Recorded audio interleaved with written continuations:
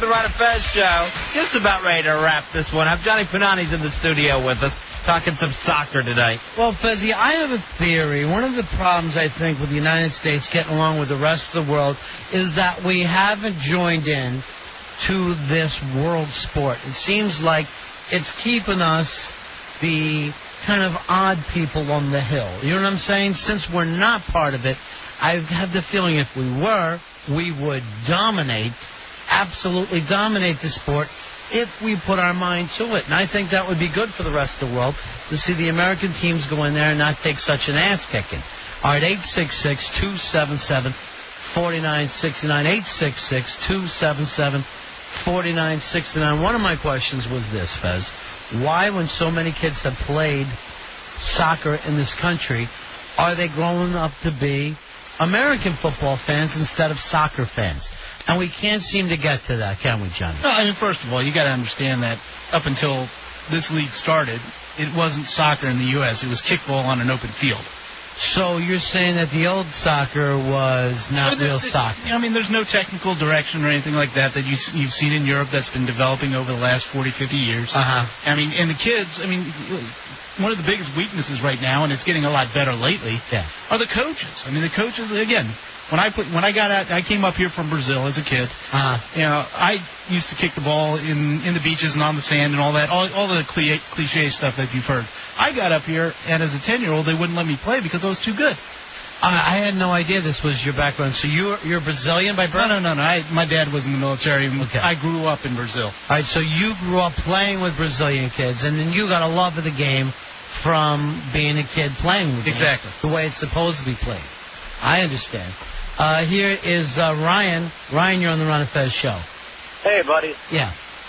Listen, I grew up playing soccer since I was like 10 years old, and I try and follow it. I live in just outside D.C. I try and follow it as much as I can. Yeah. But the fact that I live in the States, the coverage of the game is so little in comparison to football. Ryan, what league do you want to follow?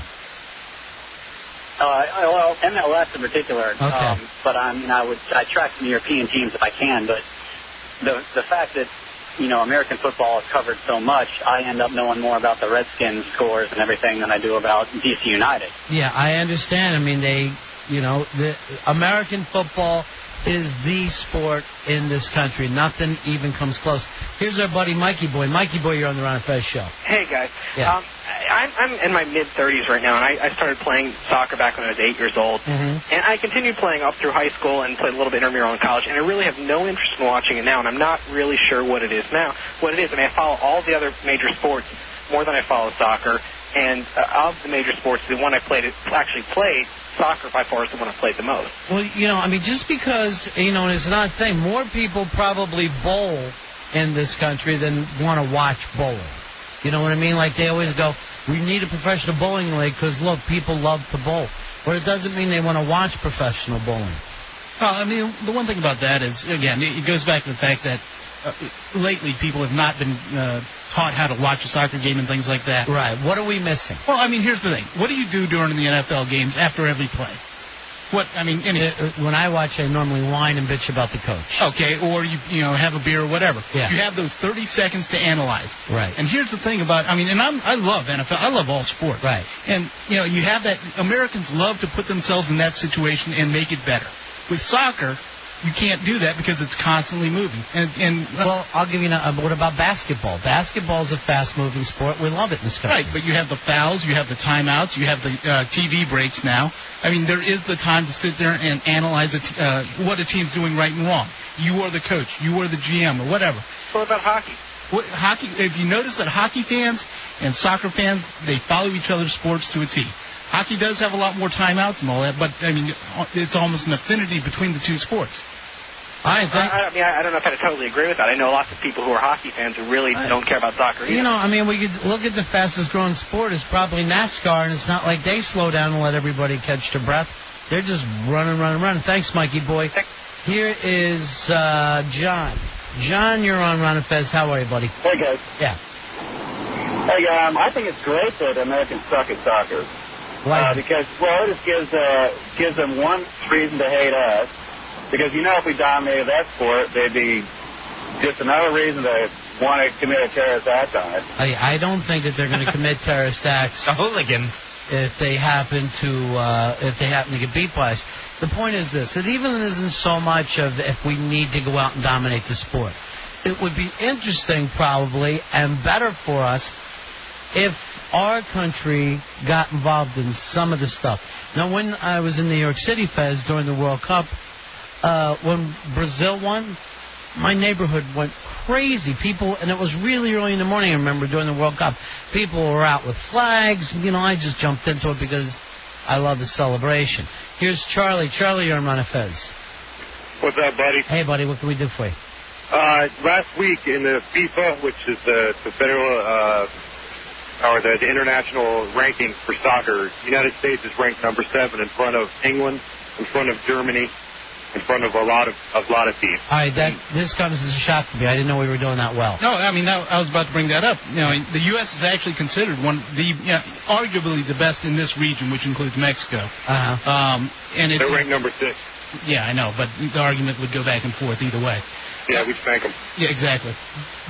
Thank you for your service to the country. Do the other world leagues, is there a lot of, like, American players that grow power would start and wear these jerseys, would start and watch their games. And I guess if you become a fan of soccer, you're a fan of world soccer, right? Even though you might have your preference. Exactly. I mean, like with me, I have my English team, I have my Italian team, I have my Spanish team that I follow. Do they mix much, though? Like during the year, does an Italian team go into England or Germany? They have special competitions. Things like in Europe, they have every year they have the UEFA Cup, and they also have the Champions League, where the best teams at each league play each other. How many people would end up in the Champions League? So that's after normal the season. That would be like our playoffs. It's actually during the season. See, I can't follow. That's exactly it. I mean, and it's even with the local, with the what they have in the United States, there's actually 3 seasons within one. See, I can't even understand that. That's over my head. Yeah, I mean, it's one of those things that just, again, through a generation, people are going to have to learn how to kind of identify with soccer and what's happening and the different things. We didn't learn metric system. We probably should do that as well. Mark, you're on Fez. Yeah, I was just wanted to agree with Johnny Punani about the American players playing over in England. Tim Howard, who plays for the great Manchester United. We got Claudio Reyna, who's the center midfielder for World Cup teams, plays for, is it Everton? Sunderland. He played for Sunderland. He might be moving. So what's the point? It's just like America gets kind of put on the back burner. Yeah, let me help you out. I mean, the thing is but I don't think they're upset about it. Well, I mean, the thing is everybody, because of it's a two-way street. Americans don't like soccer, so Europeans don't think we're smart. That we have anything going. Now it's starting to turn around. All right, here's Ray. Ray, you're on Fez. Hey, buddies. Hey, buddy. I got a boy 8 and a boy 9, both playing soccer. But they'll wear their Priest home jerseys or Ray Lewis jerseys to soccer practice. Well, one of the reasons there is because that's what's on television, and people they follow what's on television. It's marketing too, but they like the game. I mean, to them, this is just something that they can do now until they're big enough to play football. Well, and the truth is, as a father, when you have kids that little, because when I was that little, I played on football teams. Right. And then when I, became a dad, I was glad that my kids started playing soccer because you don't want your kid playing football. It's just really something you'd rather watch on TV and have strangers do. You don't want your own kid to get his neck snapped. And it's unless you really are just so into football that you try to live through your kid, it's not really a good thing. It really isn't. I remember playing football as a little kid, and there was a couple of really bad injuries that went down, and you'd rather not have it. Flipper's kid, they took off the field on a stretcher. 866-277-4969. 866-277-4969. Hey, Peter, you're on Ron and Fez, talking soccer with Johnny Punani. Hey now, buddy. Hey, what can we do for you, buddy? Hey, I think one reason that soccer sucks, and maybe it's got something to do with why this country is more advanced than any other in the world. Why would you invent a game where you can't use your hands? Yeah, that's a tough one for us to get used to here. Everything in this country is always about hand-eye coordination. You try to learn that as a kid. Yeah, why have a game that you use your hands? Well, one thing that sets us apart from the animal kingdom, besides being able in to their control games. our sexual desires, is that we can oppose our thumbs. It's the opposable thumbs that leave us out of the game of... We built this country with our hands. Yeah. And our feet, Fezzi. That was the big Western migration. Come on now. We don't really have a sport that, other than running, you really care much about your feet. It's not like, hey, he's got great foot coordination.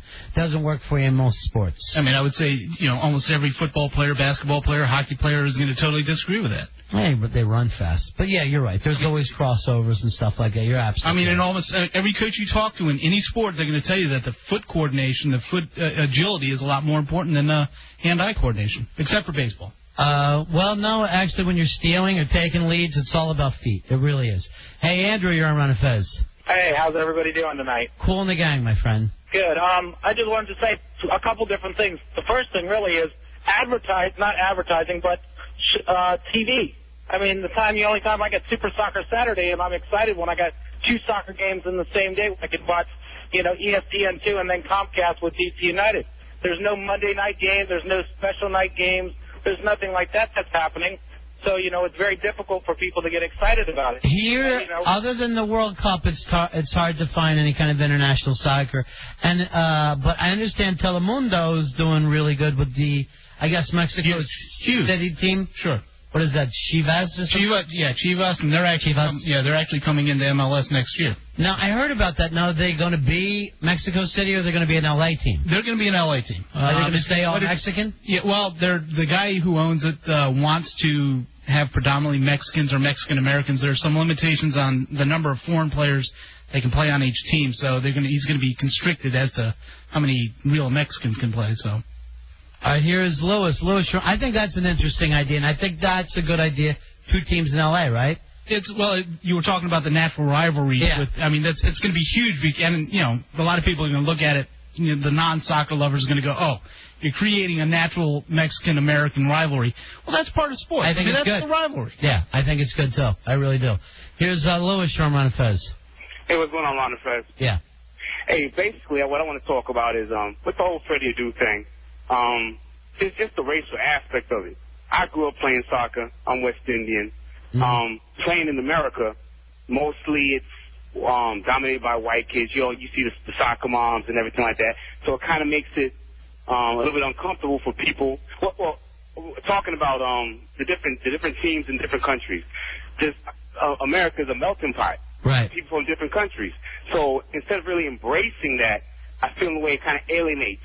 I heard a previous caller talking about wearing a Priest Holmes jersey to a soccer game. Right. Well, in Europe, you have kids wearing soccer jerseys as if they are basketball jerseys, as if right. it's a Shaq jersey or a Jordan jersey. So really, and I hope this happens with Freddie Adu, actually take the time to not try to keep him in the U.S. because really MLS soccer is more or less like the CBA or not even AAA baseball, like AA baseball. It's really inferior compared to the EPL, compared to the Italian League. It's just inferior. Well, we're at that point right now, right? No, absolutely. Hold on. There's no argument that the league in the U.S. is inferior. There's no doubt about it. Mm-hmm. It just has not had the years and years and years of development. And as for the racial thing, I agree with you totally. And that's been one of the huge problems that soccer in this country has happened. You got the urban, suburban soccer moms or whatever who have the money, and they're able to give their send their kids to special camps and things like that. Well, I remember it kind of started in this country more upper class, then went into kind of upper middle class and middle class. It was a sport that went in that direction, and as far as inner city kids, they play basketball 12 months out of the year. And there's no argument. You can't make that. That's true with almost any sport now. The inner cities are getting neglected. And it's not just within soccer, but all the professional teams need to reach out and help out the inner city kids. Well, Johnny, I wanted to do this again. The phone lines are blowing up, so hopefully another night we'll get the opportunity to do this.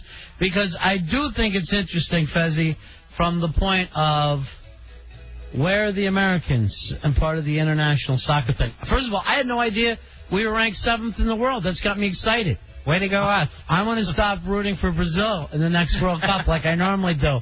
I like Brazil and I like the Yankees. They're my favorite teams. We'll see you guys tomorrow at 7 o'clock.